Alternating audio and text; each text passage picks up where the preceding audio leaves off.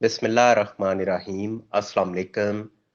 Property के कारोबार में इन्वेस्टमेंट के हवाले से यहाँ मैं बात करूँगा, क्योंकि इस फोरम के ऊपर इतने मसाइल डिस्कस किए जाते हैं जायदाद से मुतल्लिका, कि जिससे एक मैसेज ऐसा जाता है जैसे जिन लोगों के पास प्रॉपर्टीज़ हैं शायद वो मसाइल में ही गिरे हुए हैं, उनको बेतहाशा मसाइल का सामना है। किसी हद तक ये बात दुरुस्त है। दुरुस्त इसलिए है कि पाकिस्तान में जो लॉ एंड ऑर्डर की सिचुएशन है, इदारों के जो हालात हैं, इदारे अपना काम नहीं करते, जिस वजह से लोग सफ़र करते हैं। जिन लोगों ने इन्वेस्टमेंट कर रखी है, जायदादें खरीदी हैं, खुद खरीदी हैं या उनके बड़ों ने खरीदी हैं, अब उनके पास वरासत में पहुंची हैं, उन सब को किसी न किसी सूरत में मसाइल का सामना करना पड़ता है। आज कर रहे हैं या कल को करने पड़े, वो उनके सामने मसाइल आते हैं। लेकिन इन सब के बावजूद लोग इस साइड पे इन्वेस्टमेंट करते हैं। क्यों करते हैं, उन पॉइंट्स को मैं थोड़ा सा डिस्कस करूंगा। सबसे पहले तो अगर अपॉर्चुनिटीज पे जाएं कि रियल एस्टेट प्रॉपर्टी की साइड पे आपके पास अपॉर्चुनिटीज क्या होती हैं, तो वो एग्रीकल्चरल लैंड से लेके अगर आप अर्बन प्रॉपर्टीज पे आए तो रिहायशी प्लाट्स आप खरीदते हैं, कमर्शियल प्लाट्स खरीदते हैं। इसी तरीके से जो हाउसिंग सोसाइटीज का कॉन्सेप्ट है, अब वो भी तकरीबन पुराना हो चुका है। उसके अंदर भी रिहायशी प्लाट्स, कमर्शियल प्लाट्स, फिर उसमें आपके पास इंस्टॉलमेंट की ऑप्शन भी मौजूद होती है।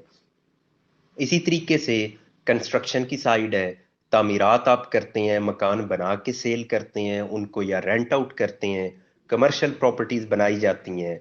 अब ये लोन का कॉन्सेप्ट भी बैंक्स ने आपको दे दिया है, वहां से आप लोन लेके तो फिर भी इस साइड पे आ जाते हैं। गो कि वो आपको मकान बनाने के लिए, रिहायशी मकासद के लिए दिए जाते हैं, लेकिन अगर आप इन्वेस्टमेंट पॉइंट ऑफ व्यू से भी देखें तो तब भी वो अपॉर्चुनिटी आपके पास अवेलेबल होती है। ये तो हो गया कि आप कहाँ कहाँ इन्वेस्टमेंट करते हैं। अब आते हैं कि क्या ये सेफ है आपके लिए इन्वेस्टमेंट। तो जहां आप रिस्क की बात करें, खतरे की बात करें, तो वो कोई भी सेक्टर आप देख लें, जिधर भी आप इन्वेस्टमेंट करें तो वहां आपको ये रिस्क मौजूद होता है कि आपकी इन्वेस्टमेंट डूब भी सकती है या आपको नुकसान भी हो सकता है। हाँ, आप कोई फैक्ट्री लगा रहे हैं, आप रिटेल सेक्टर के अंदर कोई शॉप वगैरह खोल रहे हैं, तो आपको वहां भी मल्टीपल फैक्टर्स ऐसे होते हैं जो आपके उस कारोबार में नुकसान का बायस बन सकते हैं। सेम वे जब आप प्रॉपर्टी की साइड पे आते हैं, तो इस सेक्टर के अंदर जो सबसे अहम आपके लिए या फायदेमंद जो होता है, अपॉर्चुनिटी कह लें या फैक्टर है इसके अंदर, वो ये कि प्रॉपर्टी का रेट ये नीचे जाता ही नहीं है। बहुत रेयर ऐसे होगा कि प्रॉपर्टी के रेट्स नीचे जाएं, अदरवाइज हमेशा रेट बढ़ना ही बढ़ना है। आपने एक जगह प्लॉट खरीद लिया, आपने 10 लाख रुपए का सपोज 10 मरले प्लॉट खरीद लिया है। मैं क्योंकि डिस्कस करता हूँ मोस्टली जो शहरों के अंदर प्रॉपर्टीज हैं, उन पे बात करता हूँ। हाउसिंग सोसाइटीज को तो ऐसा सच कभी डिस्कस नहीं किया, उनको भी लेटर ऑन करूंगा। तो अभी आप मिसाल में रखते हैं कि एक साइड एरिया है, वहां हमने 10 मरले का 10 लाख रुपए का प्लॉट खरीद लिया है। अब ये कोई बड़ी इन्वेस्टमेंट नहीं है, वहां इतनी डेवलपमेंट नहीं है। आपने 10 लाख लगाया, उसके बाद आप मतलब आपका कोई उधर ताल्लुक वास्ता नहीं है, आप अपने कारोबार या इवन अगर आप बैरूने मुल्क हैं आप वहीं हैं। अब आपने जो करना था वो आपने कर दिया।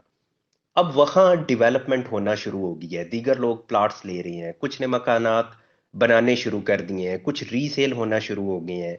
वहां आहिस्ता आहिस्ता गलियां बनने लग गई हैं, गैस बिजली सीवरेज आने लग गई है, सहूलियात बढ़ने लग गई हैं, आबादी होने लग गई है। अब होगा क्या, आपने तो लगाया सिर्फ 10 लाख, अब दीगर लोग खर्चे कर रहे हैं, जो मकान बना रहे हैं, प्लाट खरीद रहे हैं, गलियां बन रही हैं, कुछ गवर्नमेंट इन्वेस्ट कर रही है, कुछ लोग इन्वेस्ट कर रहे हैं। आपने 10 लाख लगाया, अब दीगर लोग लगा रहे हैं, रेट आपका बढ़ता जा रहा है।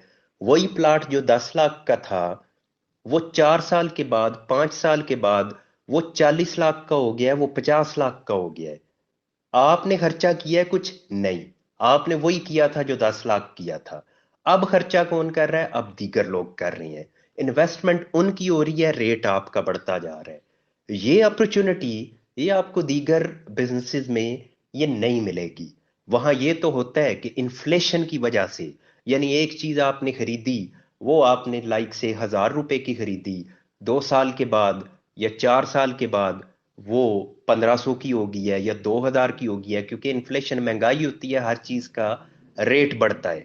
یہاں انفلیشن اپنی جگہ پہ، لیکن آپ اس ڈیولپمنٹ کو دیکھیں، جو ڈیولپمنٹ آپ نے نہیں کی وہ دیگر لوگوں نے کی ہے، وہ گورنمنٹ نے کی ہے، لیکن اس کا بینیفٹ وہ آپ کو پہنچ رہا ہے۔ یہ اپرچونٹی آپ کو دیگر کوئی بزنس اس طرح سے نہیں دیتا۔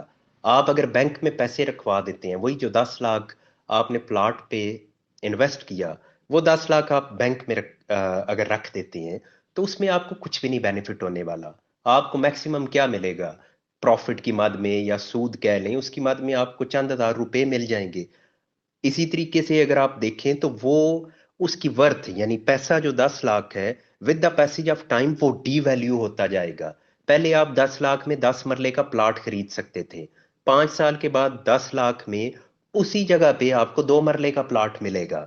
سو اٹس مین کہ پہلے آپ کے اس پیسے کی ویلیو تھی 10 مرلے کے برابر، اب اس پیسے کی ویلیو ہو گئی ہے 2 مرلے کے برابر۔ یہ یہاں ایکسپلین کرنے کا مقصد یہ ہے کہ one of the safest opportunity آپ کے پاس انویسٹمنٹ کے لیے وہ پراپرٹی کا بزنس ہے، پلاٹ کا بزنس ہے۔ اب تعمیرات میں جب آپ جاتے ہیں وہاں آپ کو محنت کرنی پڑتی ہے، وہاں ایک لمبی چوڑی آپ کی انویسٹمنٹ ہے، آپ نے ڈیوٹی کرنی ہے، آپ نے پورا خیال کرنا ہے کہ جو آپ کی انویسٹمنٹ ہو رہی ہے۔ اس کے اگینسٹ جب آپ صرف پلاٹس کی سائڈ پہ جاتے ہیں تو اس میں آپ کا نہ اتنی محنت ہے۔ اس میں میکسیمم جو آپ کو محنت کرنی پڑتی ہے، جس کو میں time and again high light کرتا ہوں، وہ یہ ہوتا ہے کہ آپ نے اس کے پلاٹ کے جو ڈاکیومنٹس ہیں ان کے اوپر محنت کرنی ہے، اور اس کے جو قانونی پہلو ہیں ان کے اوپر محنت کرنی ہے۔ ڈاکومنٹس کیا ہیں؟